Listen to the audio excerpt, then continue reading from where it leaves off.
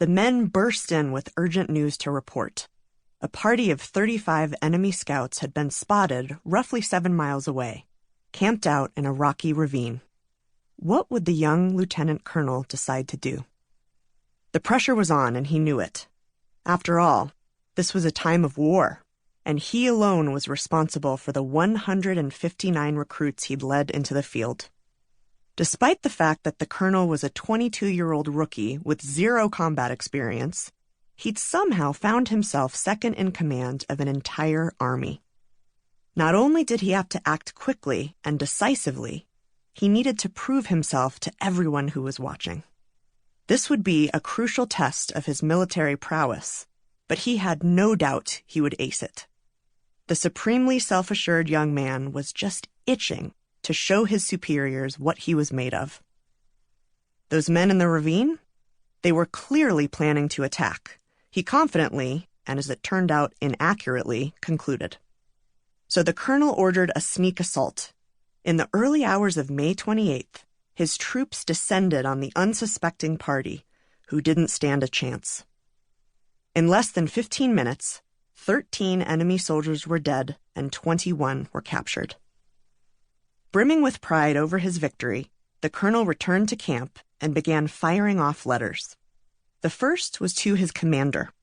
But before even recounting news of the battle, the emboldened leader took the opportunity, in the form of an 8-paragraph diatribe, to grouse about his pay.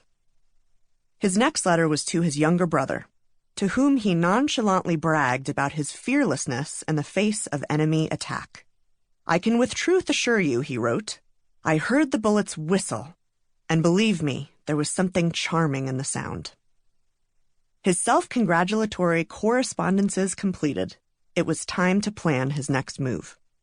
Convinced that the enemy was about to launch a revenge attack, he realized he would need to find a better location for their camp.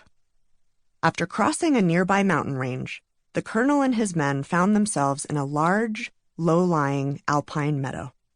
The grassland was surrounded on all sides by rolling hills dotted with bushes and a dense pine forest. Surveying the area, the colonel declared it the perfect defensive location and ordered his troops to begin preparations. A few days later, he looked on proudly as his men put the finishing touches on their circular stockade, which consisted of scores of upright 7-foot logs draped with animal skins.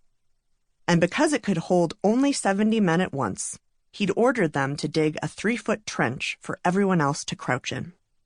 The colonel thought it was marvelous, assuring his commander that, "We have, with nature's assistance, made a good entrenchment, and by clearing the bushes out of these meadows prepared a charming field for an encounter." He knew they'd be outmanned, but even with my small numbers, he reported, "I shall not fear the attack of 500 men." Unfortunately, not everyone agreed with the confident young leader. One of his many questionable decisions was the placement of the fort. Because it was built on such soft ground, a light shower of rain would turn the meadow into a swamp, and a downpour would flood the trenches and drench their ammunition. What's more, they were so close to the woods, just 50 yards away, that enemy marksmen could sneak up undetected and effortlessly fire on their fortress at close range. As for the fort itself, the colonel's allied commander, a seasoned battle veteran, insisted that that little thing upon the meadow simply would not hold. Undeterred and convinced that he knew best, the colonel dismissed these arguments out of hand, furiously proclaiming the commander and his army to be treacherous devils and spies. A minor rebellion followed, with the Allied commander and his followers fleeing in fear. Incidentally, this fear turned out to be extremely well-founded. In the battle that was to come, the colonel wouldn't find the bullets whistling past him to be quite as charming. And that battle would be momentous. So momentous that the colonel's mistakes would change the course of history. In the years since, historians have attempted to explain how the operation went so tragically wrong. Many have appropriately criticized the colonel for advancing when he should have retreated, for fighting without awaiting sufficient reinforcements, for picking an indefensible spot, for the slapdash construction of the fort, for alienating his allies, and for shocking hubris in thinking that he could defeat the imposing enemy force. But the colonel's downfall can't be attributed simply to tactical errors, flawed maneuvers, or the lost trust of his men. Examining them alone overlooks their root cause. At the most basic level, the colonel lacked the single most important and yet least examined determinant of success or failure, whether on the battlefield, in the workplace, or anywhere else.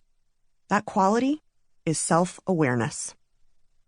While a precise definition is more complex than it first seems, self-awareness is, at its core, the ability to see ourselves clearly, to understand who we are, how others see us, and how we fit into the world around us.